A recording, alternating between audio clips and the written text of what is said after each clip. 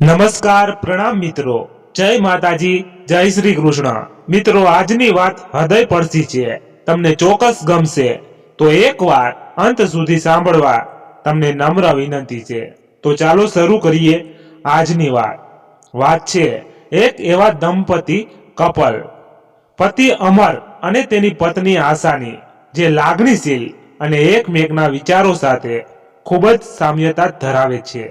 ખૂબ જ સરળ સ્વભાવના બંને અને પોતાના જીવનમાં મસ્ત રહેનાર બંને, સ્વભાવે માયાળુ અને હંમેશા મદદ માટે તત્પર રહેનાર, ક્યારેય બોલવું નહીં અને પારકી પંચાયતમાં પડવું તેમને પસંદ નહીં। કહે છે ને, સારા લોકોની જ પરીક્ષા કુદરત વધારે કરતી હોય છે। આવી જ કંઈક પરીક્ષામાંથી આ દંપતી પણ પસાર થઈ રહ્યું હતું।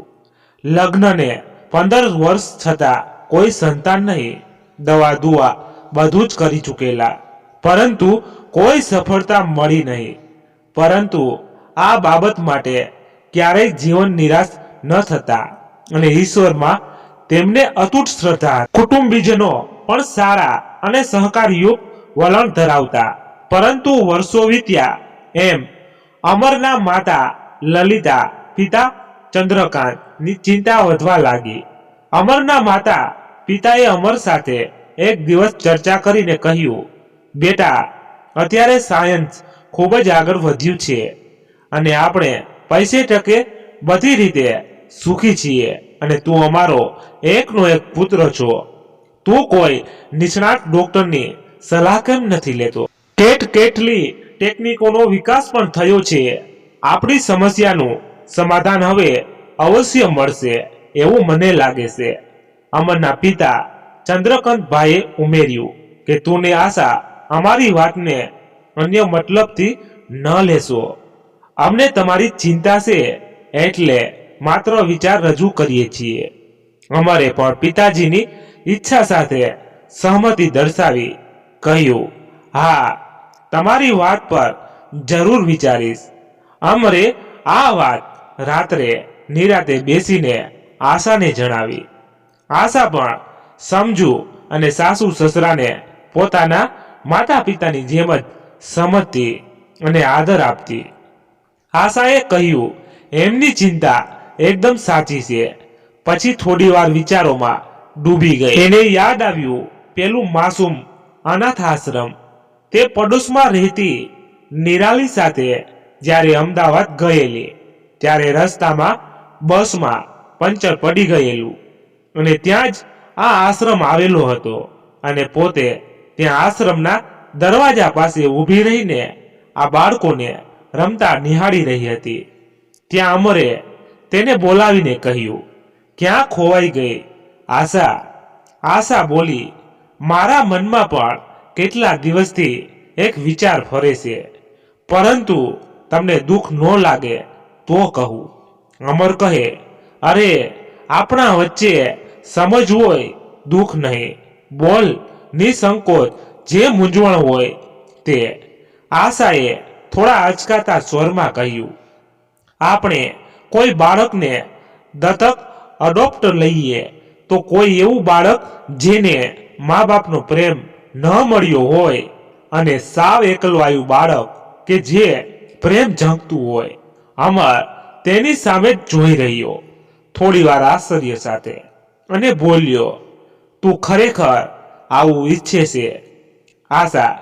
જે બાળક તારા કુખે જન્મ્યું ના હોય એને તેની માં જેવો પ્રેમ આપી શકીશ? આ વાત બોલવામાં જેટલી સહેલી લાગે છે એટલી જ અઘરી છે આશા। હા અમર, તમને મારા પર વિશ્વાસ નથી શું? અમર, મને તારા કોઈ પણ નિર્ણય પર પૂરો ભરોસો છે આશા, પરંતુ હજી સમય લઈને થોડો વિચાર કરી જો, અને જો તારો આ આખરી નિર્ણય જ હોય તો હું તારા વિચાર સાથે સહમત છું આશા। અમર, કોઈ બાળકને ઉછેરવા મમતા જરૂરી છે, પ્રેમ જરૂરી છે, લોહીનો સંબંધ હોય તો જ મમતા જાગે એવું કોણે કહ્યું? શ્રી કૃષ્ણને જન્મ ભલે દેવકીએ આપ્યો, પરંતુ દુનિયા હજી શ્રી કૃષ્ણને જશોદા મૈયાના પુત્ર તરીકે પૂજે છે, અને હું પણ એટલી મમતાથી બાળકને ઉછેરીશ કે એને ક્યારેય કોઈ કમી નહીં રાખું. પ્રેમમાં, લાડકોડમાં હું એકદમ મક્કમ છું મારા આ નિર્ણય પર. અમર, સારું આશા, જેવી તારી ઈચ્છા. હું કાલે જ મમ્મી પપ્પા સાથે વાત કરું અને પછી કોઈ આશ્રમ શોધું બાળકોનો. આશા, આશ્રમ મારા ધ્યાનમાં છે. હું ગયા અઠવાડિયે નિરાલી સાથે અમદાવાદથી આણંદ આવી રહી હતી, ત્યારે રસ્તામાં બસમાં પંચર પડ્યું. ત્યાં જ આ માસૂમ અનાથ આશ્રમ મેં જોયેલો, અને ત્યારથી ખબર નહીં આ આશ્રમ મારા મગજમાં જ ઘૂમ્યા કરે છે. અમર, ઠીક છે, તો હું આજ આશ્રમની પૂછપરછ કરી જોઉં. કાલે ને મમ્મી પપ્પાની સાથે ચર્ચા કરી પછી આગળ વધીએ. આશાએ પણ સહમતિ દર્શાવી અને મનોમન અમરને આશા પ્રત્યે અધિક ગણું માન વધી ગયું. બીજે દિવસે અમર અને આશાએ મમ્મી પપ્પા સાથે વાત કરી. તેના માતા પિતા થોડા વિચારમય થઈ ગયા. એમને વિશ્વાસ તો હતો પોતાના પુત્ર અને પુત્રવધુ પર, પરંતુ છતાં વિચારીને આગળ વધવું યોગ્ય છે એવું તેમને લાગ્યું. એટલામાં આશા કિચનમાંથી બધા માટે સવારનો નાસ્તો લઈ આવી. અમરના પિતા વિચારીને બોલ્યા, બેટા, તમારા આ નિર્ણય પર મને ગર્વ છે કે તમે કોઈ નિરાધારનો સહારો બનવા માંગો છો. આગળ વધતા પહેલા સમય લઈને લેજો કે જે બાળક દત્તક લેશો એને પૂરો ન્યાય કરી શકશો, ને બાળક અને તમારા બંનેના જીવનનો સવાલ છે. અમારા તરફથી કોઈ વાંધો નથી. તમારા લોકોની ઈચ્છામાં અમે ખુશ છીએ. લલિતાબેને પણ સહમતિ દર્શાવી. અમારે કહ્યું, હા, અમે લોકોએ વિચારીને જ આ નિર્ણય પર આવ્યા છીએ. જો તમારી સહમતિ હોય તો હું અમદાવાદ રોડ પર આવેલ આશ્રમની આજે પૂછપરછ કરી લઉં અને કાલે આપણે લોકો ત્યાં જઈ આવીએ. ચંદ્રકાંતભાઈએ કહ્યું, અમર, તું પૂછપરછ કરી જો અને તું ને આશા બંને જઈ આવો. અમને તમારા નિર્ણય પર પૂરો ભરોસો છે. બેટા, અમે ત્યાં સાથે આવીને શું કરશું? બધા સહમત થઈ ગયા અને આશાના મુખ પર ખુશીઓ છવાઈ ગઈ. તેણે મનોમન ઈશ્વરનો આભાર માન્યો કે આભાર પ્રભુ, મારી હરેક ઈચ્છામાં સાથ આપે એવો પરિવાર આપ્યો. બીજા દિવસે અમર અને આશા માસૂમ અનાથ આશ્રમ પહોંચ્યા. આશ્રમના કાર્યકર્તા રમણભાઈ સાથે વાત કરી કે અમે બાળકને દત્તક લેવા આવ્યા છીએ. ત્યાંના કાર્યકર્તાએ બધી માહિતી આપી અને પછી દરેક રૂમમાં જેટલા બાળકો હતા એ બધાને મળવા લઈ ગયા. બધા બાળકોના નામ કહેતા જઈને આગળ જતા રહે, પરંતુ આશાના મનમાં વિચારોનું યુદ્ધ શરૂ થઈ ગયું. અહીં તો દરેક બાળક નિરાધાર જ છે. એ તો ખબર જ હતી કે મા બાપ વગરના બાળકોને જ અહીં રાખવામાં આવે છે, પણ કોઈ એક બાળકને આશરો આપવા હું લઈ જાઉં તો મારી મમતા તો સ્વાર્થી કહેવાય. ક્યાં બાળકને પસંદ કરું? અહીં તો બધા જ મમતાથી વંચિત બાળકો છે. કોઈ એકને પસંદ કરું તો બીજા બાળકો સાથે અન્યાય કરું. શું તેનું મન વિચારોમાં ફસાઈ ગયું? ત્યાં જ અમરે તેને બોલાવી, શું થયું આશા, ક્યાં ખોવાઈ ગઈ? અમર, આશા, આ બધા બાળકો જોઈને તો મને ખૂબ જ દયા આવે છે ને સમજાતું નથી આમાંથી ક્યાં એક બાળક પર નિર્ણય ઉતારવો. તું જ કંઈક કહે હવે. આશા, તમારા જેવી દશા મારી પણ છે. હું પણ કંઈ નથી સમજી શકતી. આ બંનેની વાતમાં આશ્રમના કાર્યકર્તા રમણભાઈ વચ્ચે બોલ્યા, સાહેબ, તમે લોકો ખૂબ દયાવાન છો એટલે આટલું વિચારો છો. તમારા જેવા લોકો અહીં બહુ ઓછા આવે છે. મારે અહીં વર્ષોનો અનુભવ છે. લોકો અહીં દેખાવડું રૂપાળું કે હોશિયાર લાગતા બાળક પર જ પસંદગી ઉતારતા હોય છે, અથવા અમુક લોકો તો માત્ર ઓફિસ પર કહી દે આવું બાળક જોઈશે. અમારે આશ્રમ રૂમ પર એક મુલાકાત પણ નથી કરતા. હું એટલું તો ચોક્કસ કહીશ કે જે બાળકને તમે પસંદ કરશો એ ખૂબ નસીબદાર હશે. અને ત્યારબાદ એ તેમને બગીચા તરફ લઈ ગયા અને બગીચામાં રમતા આખરી બાળકોનો પરિચય આપ્યો. આશા અને અમર તો હજી એ જ મૂંઝવણમાં હતા કે શું નિર્ણય કરવો. એટલામાં જ આશાની નજર બગીચામાં બેઠેલી નાની બાળકી પર પડી. એકદમ નાજુક ફૂલ જેવી, કોમળ, સુંદર ખિલખિલાટ કરતી અને એકદમ પરી જોઈ લો. પરંતુ આ શું જેવી આશાની નજર તેના પગ પર પડી કે તેને આઘાત લાગ્યો. બાળકીના બંને પગ ગોઠણ સુધી જ હતા, અર્થાત ચાલી શકે એવી અવસ્થામાં ન હતી. અને તેની ચારે બાજુ અન્ય બાળકો દોડધામ કરી રહ્યા હતા, તેને રમાડી રહ્યા હતા. અને તેની બાજુમાં એક બાળક બેઠેલ હતો. એ બાળકી કરતા ઉંમરમાં થોડો મોટો લાગતો હતો. તેણે તરત જ આ બાળકી વિશે રમણભાઈને પૂછપરછ કરી. રમણભાઈએ, બાળકી 4 વર્ષની છે. હમણાં 3 મહિના પહેલા જ એક આખો પરિવાર પાવાગઢ દર્શન માટે જઈ રહ્યો હતો.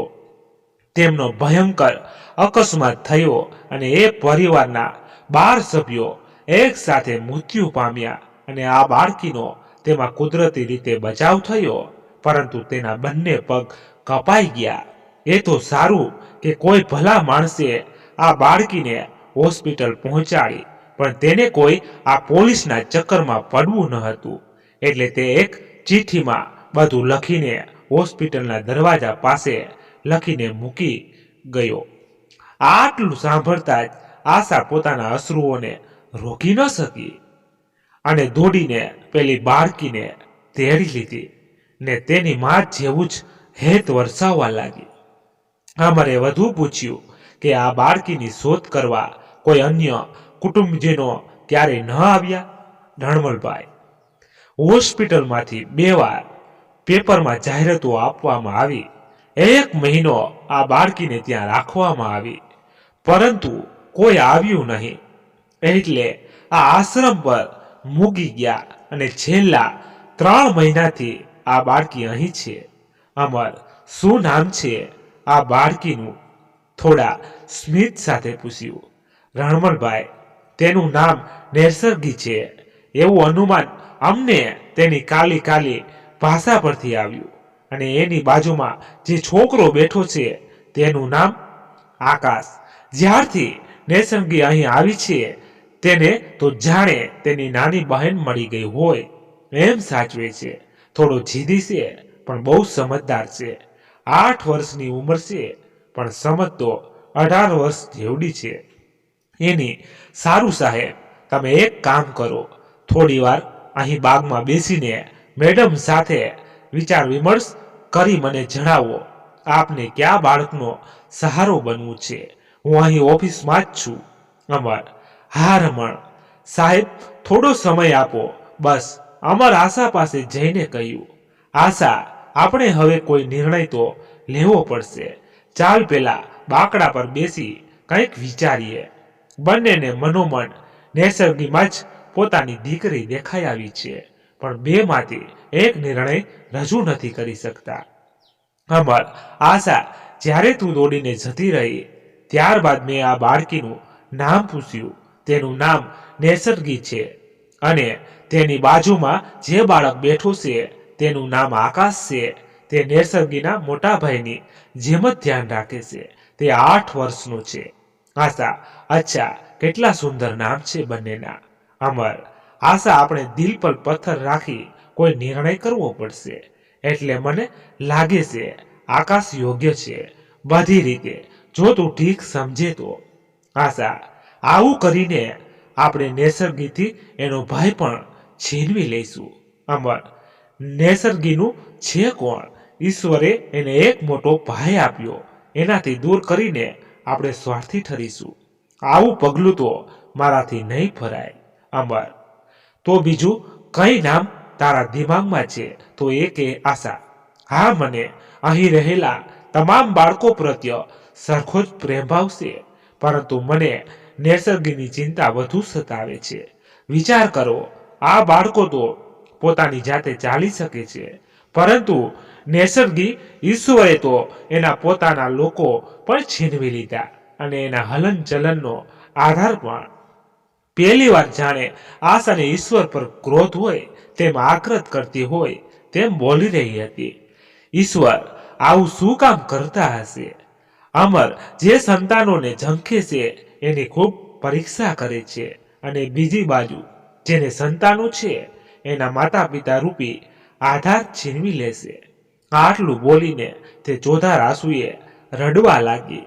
અમર તેને શાંત પાડતો બોલ્યો, આશા, અત્યાર સુધી તે ક્યારેય ઈશ્વરનો દોષ નથી આપ્યો, કોઈ બાબત માટે નથી મેં આપ્યો. એની પાછળ પણ એની કંઈક ઈચ્છા હશે ને.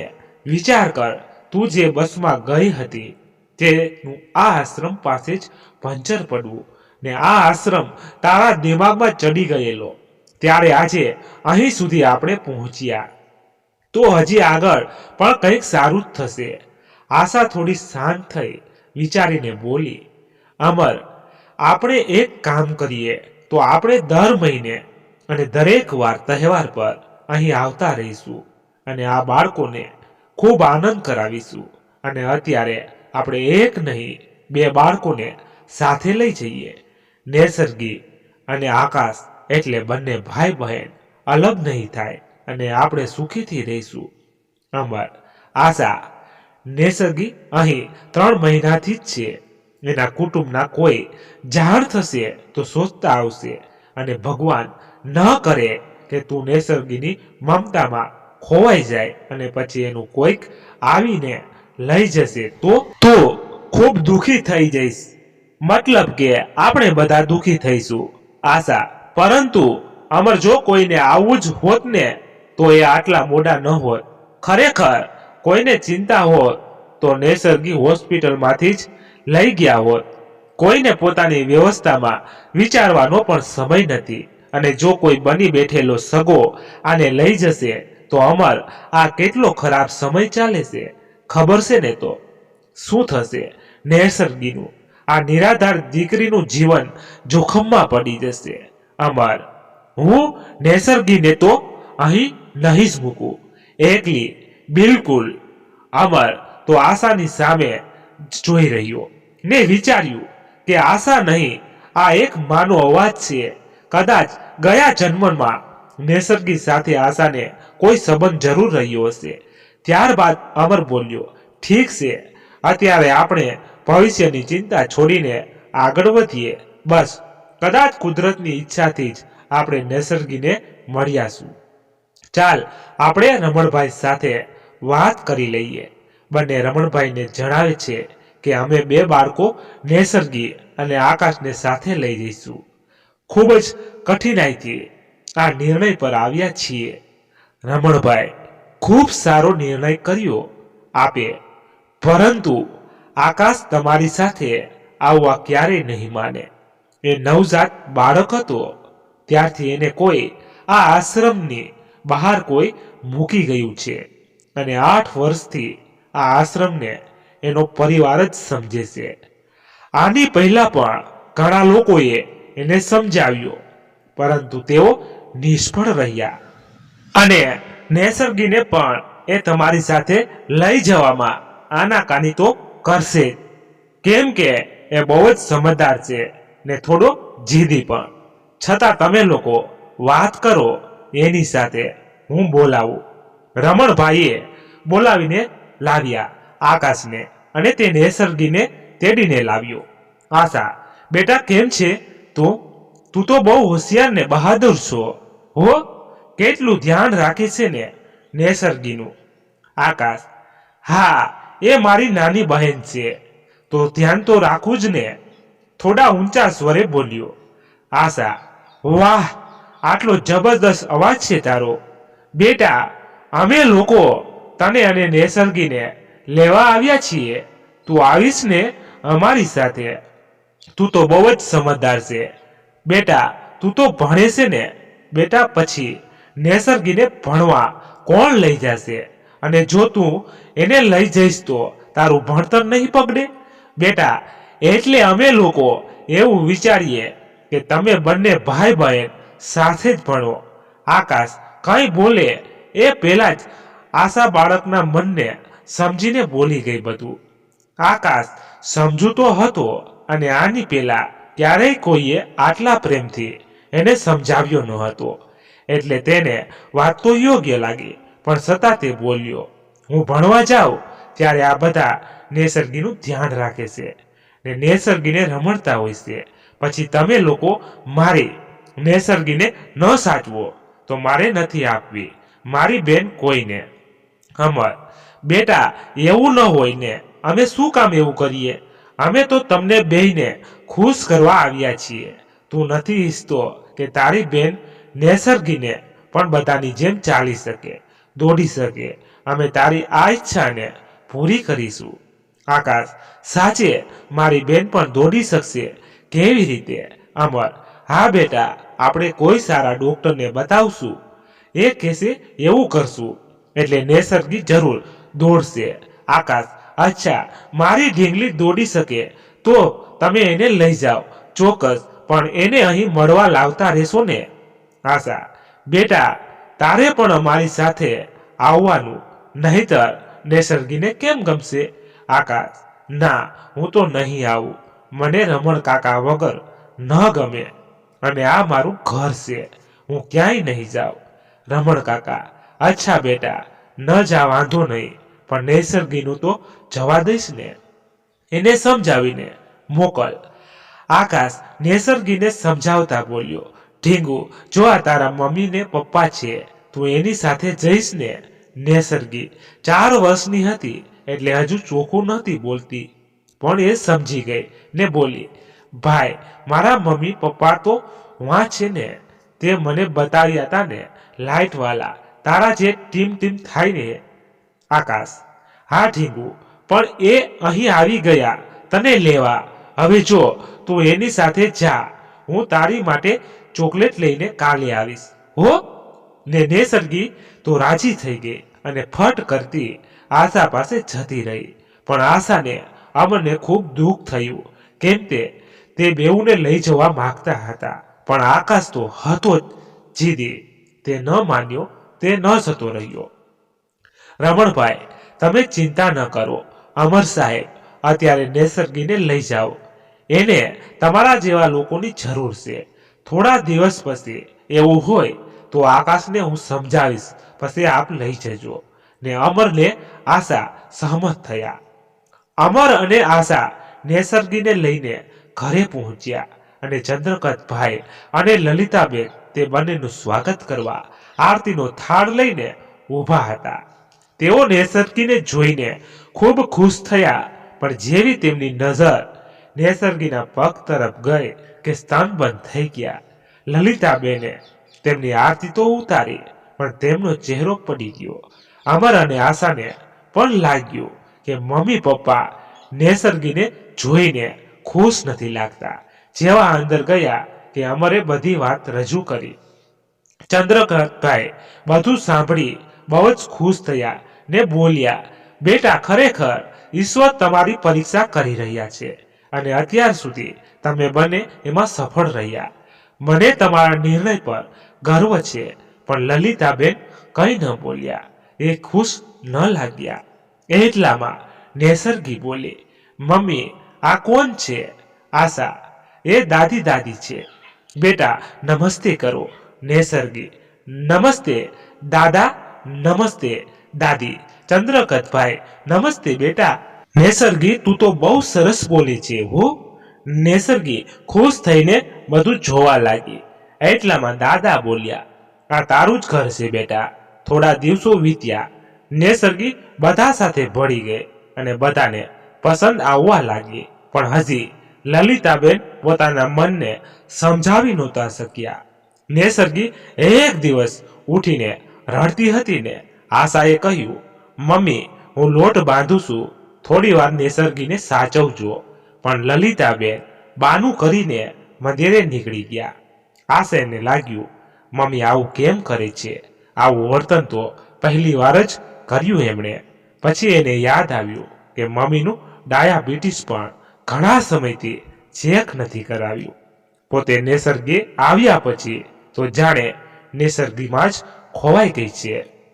એટલે મમ્મીને કદાચ ખરાબ લાગતું હશે, પણ તોય અત્યાર સુધી એવું બન્યું નથી. તેને વિચાર્યું કે તે વાત કરી લેશે લલિતાબેન સાથે મંદિર આવે પછી. આશા, મમ્મી, તમારું ડાયાબિટીસ હમણાં ચેક નથી કરાવ્યું. ઘણા સમયથી તમે કયો તો આપણે કાલે જઈએ. લલિતાબેન, હું તારા પપ્પા સાથે જઈ આવીશ. હવે તમે લોકો નિસર્ગીને સાચવો બેટા. આશા, ના ના મમ્મી, આપણે જઈ આવશું. પપ્પાને શું કામ હેરાન કરવા? લલિતાબેન કાંઈ બોલ્યા વગર પોતાના રૂમમાં જતા રહ્યા. આશા તેમની પાછળ ગઈ ને પૂછ્યું, મમ્મી, તમને શું થયું છે? હું જોઉં છું તમે મારી સાથે સરખી વાત નથી કરતા. તમારી તબિયત તો સારી રહે છે? મારાથી કોઈ ભૂલ તો નથી થઈ ને? હું તમારી દીકરી છું ને? જે કંઈ પણ હોય તમે મને કેમ નથી કહેતા? લલિતાબેન, તું અમારી દીકરી છે એટલે દુઃખ થયું. બેટા, તે નિસર્ગીને લાવતા પહેલા એક વાર અમારો વિચાર ન કર્યો. આશા, એટલે હું સમજી નહીં કાંઈ. મમ્મી, તમારા લોકોની પરવાનગીથી તો અમે ગયા હતા. લલિતાબેન, હા બેટા, એ બરાબર. તમે જે બાળક લઈ આવો એ તો નોર્મલ લાવવું તું ને. મને એનાથી પણ કોઈ વાંધો નથી. દીકરો હોય કે દીકરી બધા સમાન છે. અત્યારે એને મને કોઈ માટે દયાભાવ નથી એવું પણ નથી, પરંતુ થોડું તો વિચારીને લાવ્યા હોત. આશા, મમ્મી, એક્સિડન્ટમાં નિસર્ગીના પગ જતા રહ્યા, એમાં કોઈ શું કરી શકે? કદાચ અહીં આવ્યા પછી નિસર્ગી સાથે આવી ઘટના બની હોય તો શું આપણે એને પાછી મૂકવા આવત? નહીં ને લલિતાબેન, એ બધી અલગ વાત છે. મારા ભજન મંડળીમાં બધા એ જ સવાલ કરે છે કે લાવવું જ હોય તો કોઈ નોર્મલ બાળક જ પસંદ કરવું તું ને. એક તો કેટલા વર્ષે ખુશીઓ ઘરમાં આવી છે.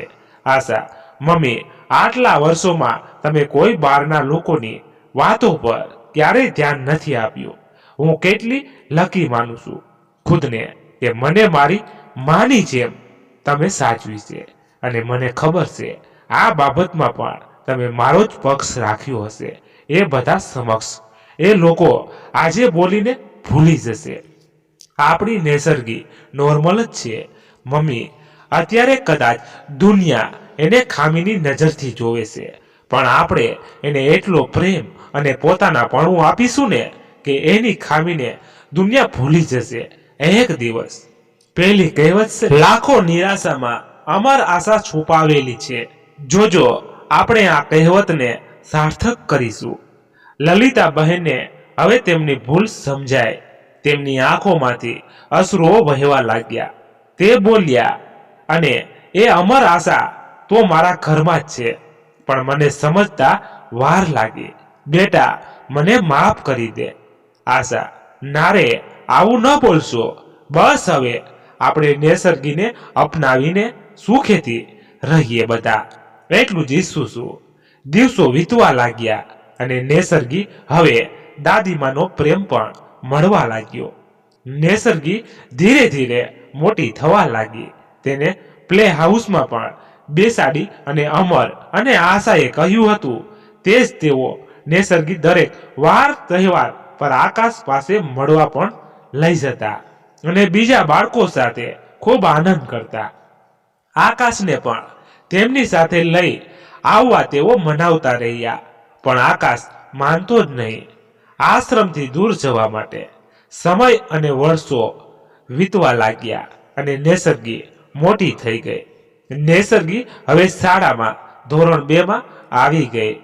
એક દિવસ નિસર્ગી તેના મમ્મી પાસે રડવા લાગી. શાળાએથી આવીને કારણ પૂછ્યું તો કે લાગી કે મમ્મી, મારી સાથે માહી ભણે છે ને એ મને કેવું કહેતી હતી, જો અમે બધા તો દોડીને કેવા ભાગીએ છીએ, તું ભાગી પણ નો સક, ઠેંગો ઠેંગો. પછી હું એને મારવા ગઈ ને તો એ ભાગી ગઈ. આટલું બોલી પાછી નેસર્ગી રડવા લાગી. તેને શાંત કરવા આશાએ તેના ખોળામાં બેસાડીને પછી સમજાવવા લાગી, બેટા એમાં શું રડવાનું, એના તારા પગ નહીં દેખાયા હોય એટલે એમ કીધું હશે નેસર્ગી. પણ મમ્મા મને નથી દેખાતા મારા પગ, એ ખોટું નથી બોલતી, બધા જેવા પગ મારે કેમ નથી મમ્મા. આશા, અરે બેટા જો એક વસ્તુ બતાવું એમ કહી તે એને અગાસી પર લઈ ગઈ અને બહારની તરફ એક વૃક્ષ દેખાડ્યું. જો બેટા તને આ ઝાડમાં પગ દેખાય છે? નેસર્ગી ને મમ્મા. આશા, પણ મને દેખાય છે, જો એના પગ છે જમીનની અંદર ખૂબ ઊંડા ફેલાયેલા છે બેટા, એ આપણને બહાર ન દેખાય પણ આ ઝાડ છે ને એ એના ઊંડા પગને કારણે જ ઊભું છે, અને જેના પગ ના દેખાતા હોય ને તેમાં બહુ જ તાકાત હોય છે, અને એવી જ રીતે તારા પગ પણ કોઈ નથી જોઈ શકતું બેટા, કારણ કે તારા પગ જોવાની તાકાત કોઈનામાં નથી, પણ તારા પગ મમ્મા જોઈ શકે છે બેટા, અને એક દિવસ બધા જોઈ શકશે. નેસર્ગી, અચ્છા મમ્મા, હું કાલે માહીને કહીશ કે મારા મમ્માને તો મારા પગ દેખાય છે, ઠેંગો ઠેંગો. આશા, હા બેટા રડવાનું નહીં, કોઈ આવું કે તો ઓકે, તાલી માર, ચાલ હવે મારા બહાદુર બચ્ચા. આશાએ નેસર્ગીને તો સમજાવી દીધી, પણ તેને વિચાર આવ્યો કે એકવાર તેને સ્કૂલના પ્રિન્સિપલ સાથે વાત કરવી પડશે કે નેસર્ગીને વર્ગમાં યોગ્ય વાતાવરણ મળે એનું ખ્યાલ રાખે, કારણ કે જો બાળકની મજાક મસ્તી કોઈ ખામીને કારણે થાય તો અત્યારથી જ તેના મન પર ખરાબ અસર કરે, અને તે બીજે દિવસે પ્રિન્સિપલને મળીને બધી વાત રજૂ કરી જે ગઈકાલ બન્યું તે. પ્રિન્સિપલે બધી વાત સાંભળી પછી એમનો મુદ્દો રજૂ કર્યો. જો આશાજી, હું તમારી બધી વાતને સમજુ છું, પણ એક વાત તમારી સમક્ષ મૂકવા માંગુ છું કે તમે નેસર્ગીને આપણા સ્પેશિયલ બેચમાં બેસાડો, જેમાં બધા ડિફરન્ટલી એબલ બાળકો છે અને ત્યાં એના જેવા જ બાળકો હશે, એટલે આવી મજાકનો ક્યારે પ્રશ્નને ઉદ્ભવે અને ત્યાં સ્પેશિયલ કેર કરવાની અમારા દરેક શિક્ષકોને સૂચન કરેલ હોય છે. આશા, સાહેબ તમારી વાત 100% સાચી છે, પણ નેસર્ગીને જન્મથી કોઈ તકલીફ નથી, તેનું દિમાગ પણ નોર્મલ બાળકો જેવું જ છે. અમે ડોક્ટરની સલાહ પણ લીધી જ છે કે નેસર્ગી નોર્મલ બાળકોની સાથે અભ્યાસ કરી શકે છે. હું અહીં માત્ર આપના તરફથી થોડું ધ્યાન રાખવા આવે એટલી જ વિનંતી કરું છું. પ્રિન્સિપલ સાહેબ, જો બેન હું આટલા બધા બાળકોમાં એ ધ્યાન રાખવું થોડું મુશ્કેલ છે કે કોણ કોની મસ્તી કરે છે કે નહીં. અમારી સામે કોઈ ફરિયાદ આવે તો અમે જરૂર કંઈક કરીએ, બાકી આપને કહ્યું તેના પર વિચાર કરી મને કહેજો તો હું નેસર્ગીને ટ્રાન્સફર કરી દઈશ. આશાને ખૂબ જ ગુસ્સો આવ્યો. સાહેબ થેન્ક યુ વેરી મચ, મારી નેસર્ગી ભણશે તો જ્યાં ભણે છે ત્યાં જ, અને હવે આપ કોઈને કષ્ટ ના લેશો. હું જ એને એટલી સ્ટ્રોંગ બનાવીશ કે કોઈના મજાકની એના પર કોઈ અસર નહીં પડવા દઉં. મને થયું શિક્ષક બાળકની બીજી માતા સમાન હોય છે, એટલે આપને રજૂઆત કરી, પણ થેન્ક યુ વન્સ અગેન મારી આંખ ઉઘાડવા બદલ. એટલું કહી તે ચાલી ગઈ. અમરને એક્સપોર્ટનો બિઝનેસ છે અને તેના એક્સપોર્ટ એસોસિએશનમાં સ્પોર્ટ્સ ગેમનું આયોજન કરવામાં આવ્યું છે દર વર્ષની જેમ જ, પરંતુ આ વખતે કંઈક અલગ વળાંક લેશે આ ગેમ. અમર નાનપણથી બહુ સારો દોડવીર છે, તે કોલેજ સુધી ઘણી બધી દોડ સ્પર્ધામાં જીતી પણ ચૂક્યો હોય છે અને ડિસ્ટ્રિક્ટ લેવલ સુધી રમેલ હતો, પરંતુ બિઝનેસમાં પડ્યા પછી આ બધું ક્યાંક છૂટી ગયું, પણ શોખ હજી જાળવી રાખેલો. એટલે દર વર્ષે એક સ્પોર્ટ એસોસિએશનમાં દ્વારા આયોજિત દોડની સ્પર્ધામાં અમર જ જીતતો. આ વર્ષે પણ કંઈક આવું જ બનવાનું છે. આ જોવા માટે અમરનું ફેમિલી જોવા માટે જતું. એમ જ આ વખતે પણ ગયેલું. નેસર્ગી હવે મોટી થઈ ગઈ હતી. દર શ્વાસની અને ઘણા બધા ડોક્ટરની સલાહ બાદ નેસર્ગીના પગ આવી ગયા હતા. એટલે કે આર્ટિફિશિયલ લેગના સહારાથી નેસર્ગી હવે તેની જાતે ચાલી શકતી હતી. અને બીજી એ પણ ખુશી હતી કે આકાશ પણ હવે અમર અને આશા સાથે જ રહેવા આવી ગયો હતો. તે થોડો મોટો થયો એટલે વધારે સમજદાર બન્યો અને નેસર્ગીને ચાલતી જોઈને તેને અમર અને આશા પર હવે ખૂબ જ વિશ્વાસ આવી ગયો હતો. અને અમર આશાને આમ તેમનું બીજું સંતાન પણ મળી ગયું. આકાશ અને નેસર્ગી પણ આ વખતે તેમના પપ્પાને નિહાળવા આવ્યા હતા. એક પછી એક બધી રમત શરૂ થઈ અને હવે વારો આવ્યો દોડની રમતનો. પહેલા રાઉન્ડમાં અમરને જીત મળી ગઈ. બીજા રાઉન્ડમાં થોડી મુશ્કેલી થઈ, પરંતુ એમાં પણ અમર બાજી મારી ગયો. પછી થોડો વિરામ પડ્યો. નેસર્ગીને આકાશ એકબીજા સાથે વાતો કરી રહ્યા હતા. નેસર્ગી: ભાઈ, પપ્પા આ વખતે પણ જીતી જશે, જોજે. આકાશ: થોડા વટમાં જીતે જ ને ઢીંગુ. પપ્પા કોના? નેસર્ગી: મજાકમાં ખાલી મારા જ હો ભાઈ. હા હા હા. ત્યાં વિરામ બાદ મેચ શરૂ થઈ અને જોત જોતામાં અમર આ દોડની ગેમ જીતી લીધી. અને નેસર્ગી અને આકાશ ચીચિયારી બોલાવવા લાગ્યા. બધું પતી ગયું પછી ઘરે બધા આવીને અમરને ટ્રોફી જોતા હતા.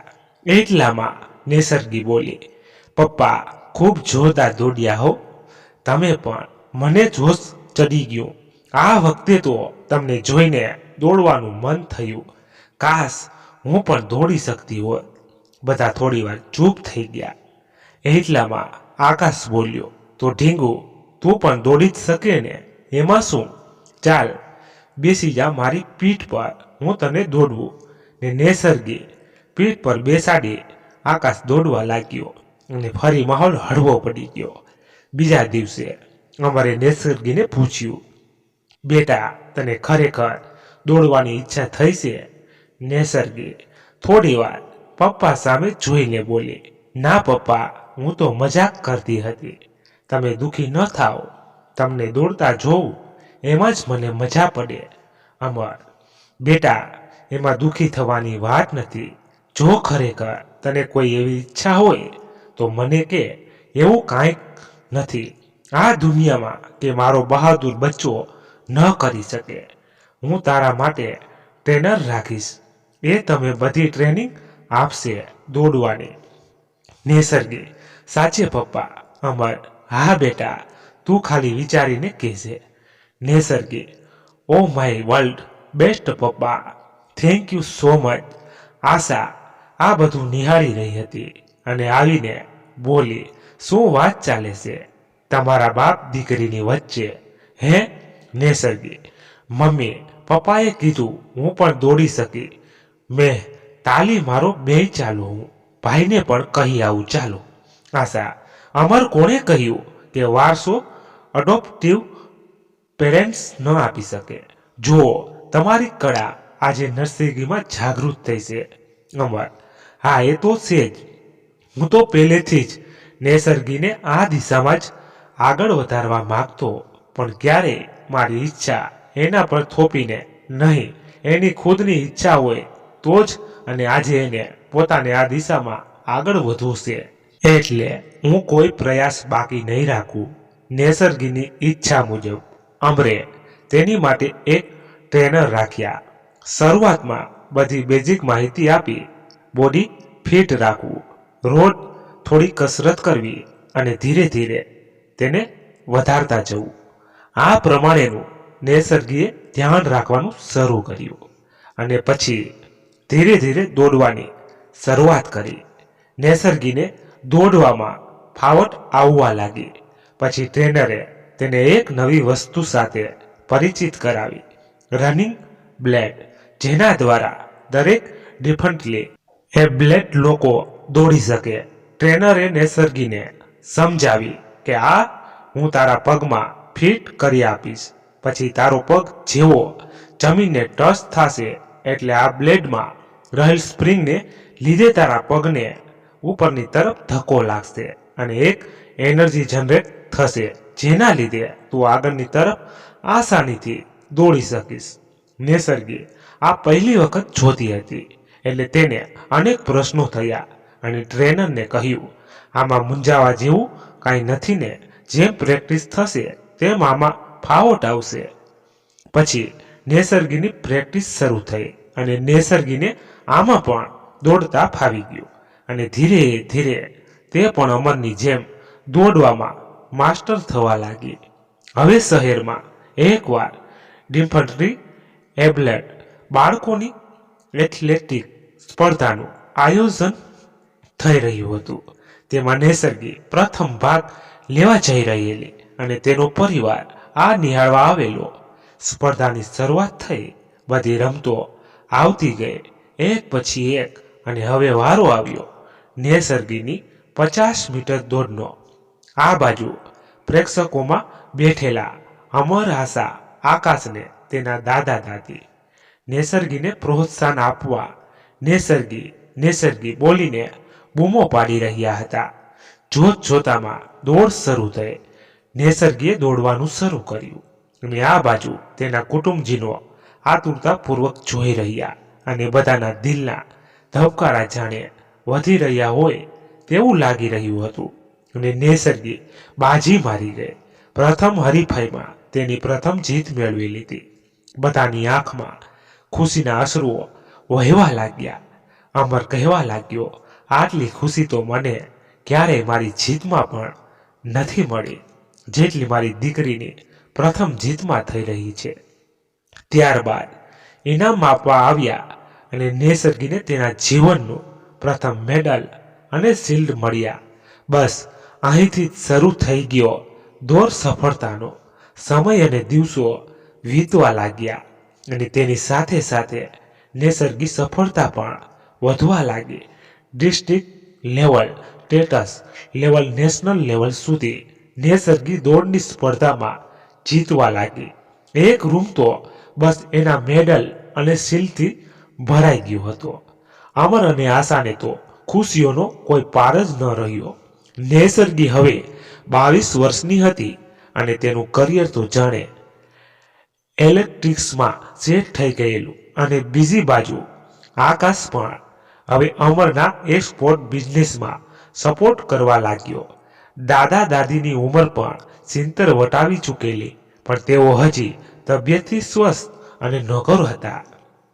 આજનો દિવસ નેસર્ગી માટે અને તેના પરિવાર માટે ખૂબ જ ખુશીનો દિવસ હતો.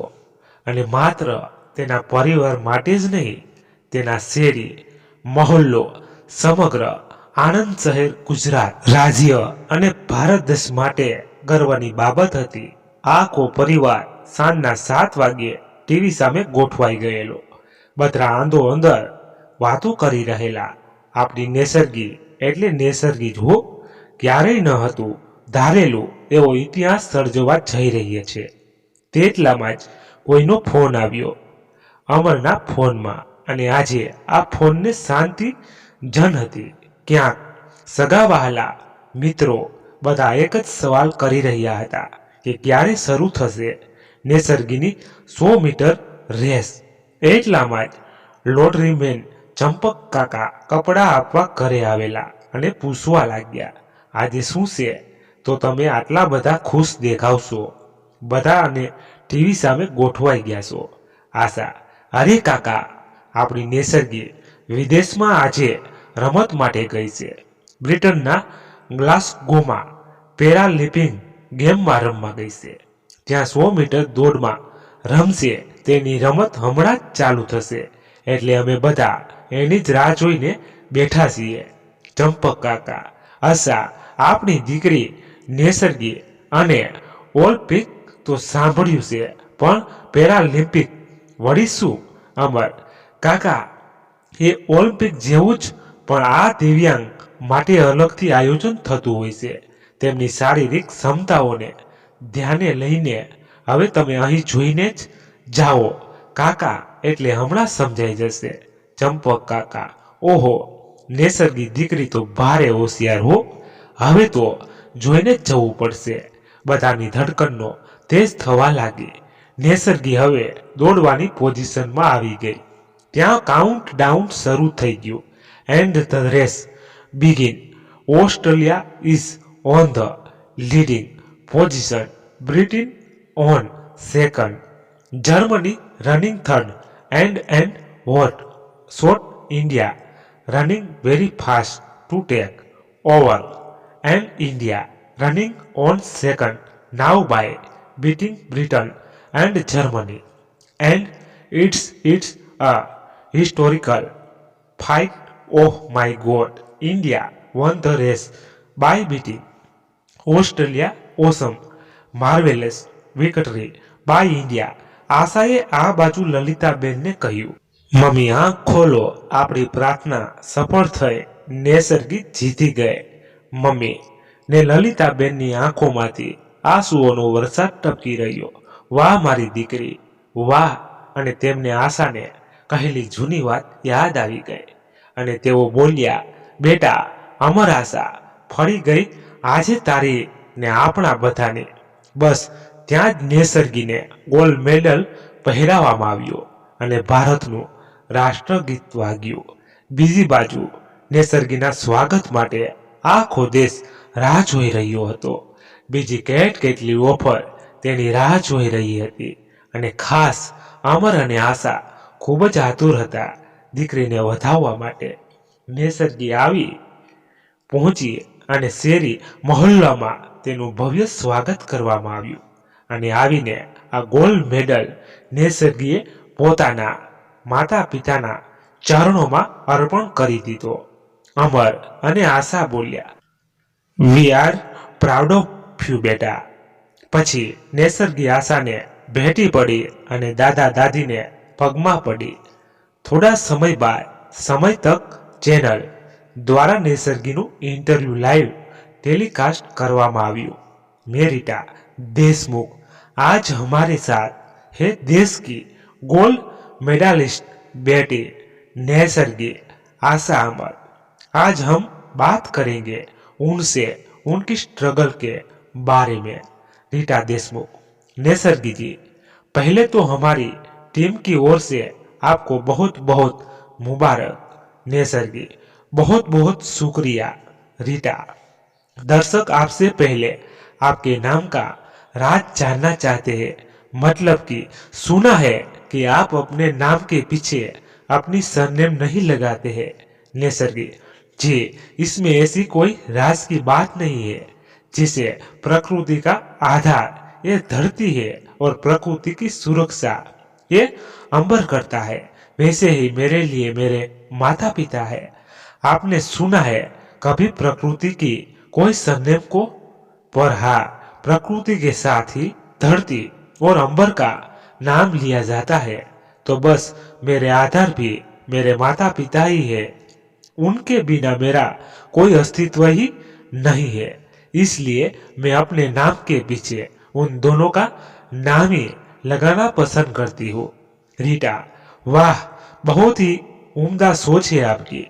अगला सवाल ये है कि आपको कितनी स्ट्रगल करनी पड़ी है यहाँ तक पहुँचने में. मतलब कहाँ से शुरुआत हुई आपकी इस जीत की. नेसर्गी: स्ट्रगल तो पार्ट है, हर एक जीत के पीछे स्ट्रगल के बिना कुछ भी संभव नहीं है. पर जिंदगी मिली इसलिए ये स्ट्रगल का मौका मिला, ऐसा कहूँ तो कुछ गलत नहीं होगा.